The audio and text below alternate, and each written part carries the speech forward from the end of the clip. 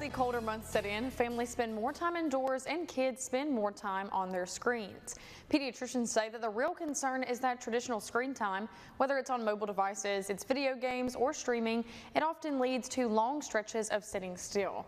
It is this inactivity, not the screens themselves, that has become one of the biggest health risks for children. So joining me right now to break all of this down is Dr. Emily Grenwald, a double certified pediatrician in general pediatrics and pediatric emergency medicine. So Dr. Grenwald, thanks so much for joining me here this morning.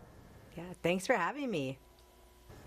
Yes, thank you. So why are pediatricians concerned about sedentary screen time and inactivity in children?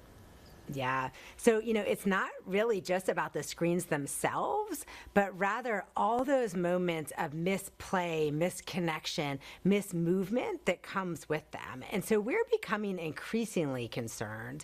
And we know that actually only 1 in 4 school-age children meets that 60 minutes of daily activity that we know we need to get kids for their optimal health.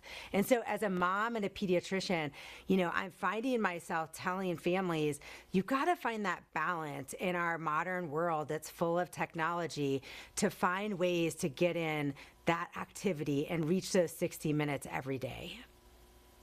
Absolutely. I like what you said about balance. That's really important, especially now that lots of people are starting to stay inside. So what exactly is active play, and why is that so important for kids' growth and well-being?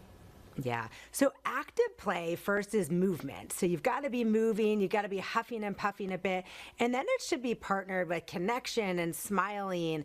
And that type of play is really what partners with the brain in children and allows them to develop. So they're developing strength, they're developing coordination, they're developing actually emotional regulation. And you'll see this pan out in all parts of life, at home, at school, etc. But it's very hard to do that while you're in front of a screen. And so we say 60 minutes of active play a day is really what everybody needs, and that should be the focus.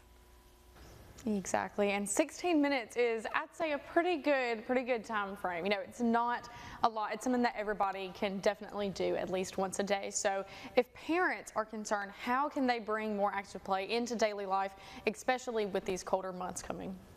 Yeah, so it's getting colder, it's getting darker, and so really the challenge is bringing that active play that happens in your front yard, on the playground, out on the sidewalk, inside into your living room or into your kitchen with a dance party.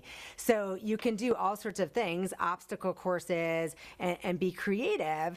However, as Next Playground Chief Pediatric Advisor, I've been so impressed with the active play system that actually tracks your full body movements, all the joints in your body, and lets you play with your favorite characters right there in your living room. So we've got Bluey, we've partnered with the NHL for a hockey shot game.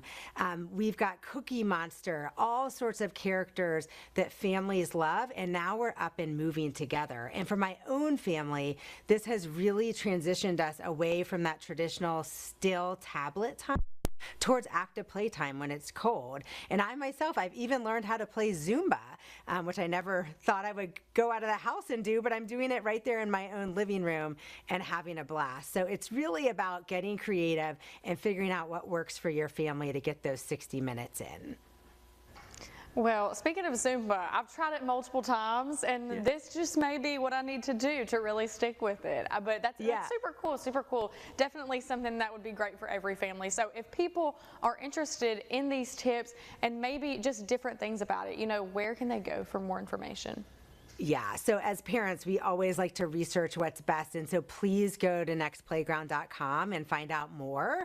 And also follow along at 60 Every Day, which is advertising a podcast that I'd like to start as Dr. Emily, the Active Play Doc, where you get active play every day, and we're going to start brainstorming creative ways that parents and families can get everyone up and moving and get those 60 minutes in. Absolutely. Well, Dr. Grenwald, thank you so much for joining me here this morning. And these are super important tips, and especially it just fits perfectly with the time of year. So